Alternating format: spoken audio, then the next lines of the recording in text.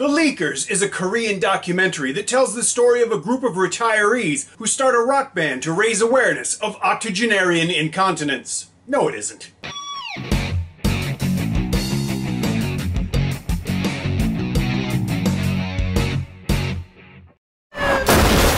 到此為止，唔好再錯落去。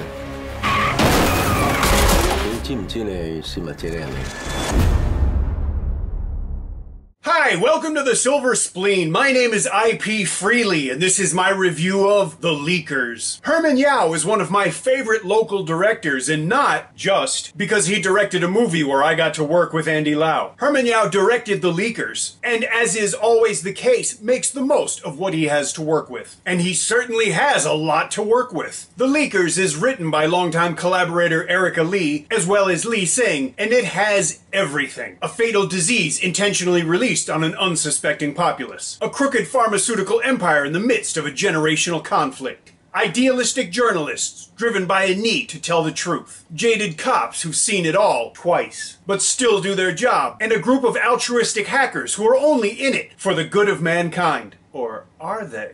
I don't know. Because, to be honest, this movie doesn't have everything. As you can see, The Leakers is definitely front-loaded with a lot of stuff that seems like it should be described while doing this. It has plenty of dialogue that only happens in movies, where people say things that sound like this. What it doesn't have is the story or character development that makes any of this stuff seem plausible or allow the audience to invest in the people that say all that stuff and do all those things. I'm tired of saying it, but here I go again. Transformers movies and blockbusters in general are mindless, but they're not illogical. Believe it or not, there are backstories for every character, at least in the production stage. There are reasons for people, or robots I guess, doing the things that they do. Now, I'm not saying that Michael Bay is making the ghost of Orson Welles nervous, because he's not. I don't even watch Transformers movies. But at least those movies give us the necessary preliminaries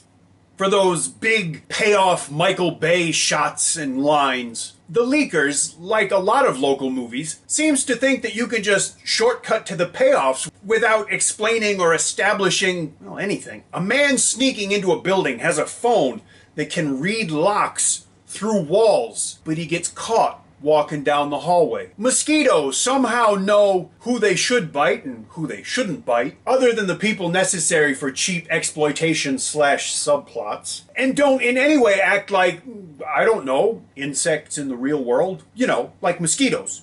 That kind of thing just really doesn't work for me. I like the idea that all of the characters are flawed and nobody gets to be the good guy, but that also meant that I didn't really care about any of them when bad things happened to them. If anything, you know, me being me, I enjoyed that part probably most of all. But then again, I'm not the audience for these movies, and the people who are don't seem to mind. This kind of storytelling works for this audience, so my complaints are, as usual, mine and almost mine alone. And if I'm honest, the story is the only thing about this movie that bothered me.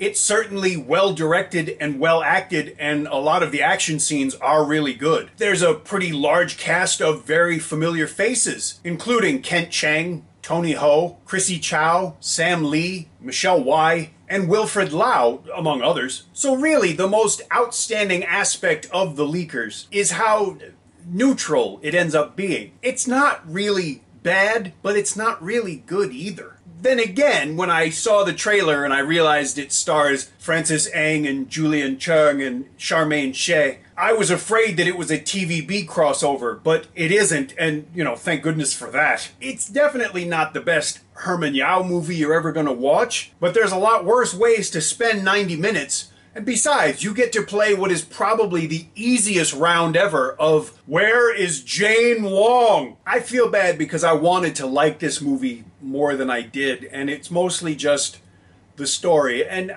I don't know why I can't sometimes just sit back and be mindlessly entertained. I can't really, I guess. But there is a lot to look for in this movie, including, like I said, a big cast, and it's well directed. The action scenes are good. It's interesting because it takes place in Hong Kong and Malaysia, so you get to see some places you don't usually get to see. I definitely say it's worth looking at. It's been in cinemas in Hong Kong for a long time. I mean, really surprisingly long. So hurry up and go see it in the cinema, because it's a lot of fun on a big screen, nice and loud. But if you don't get that chance, you know what to do. Rent or buy a copy. Don't steal it. If you enjoyed this review, well, let me know. And if you didn't, let me know. If you enjoy the channel, please subscribe. Thank you for watching. I'll see you again soon.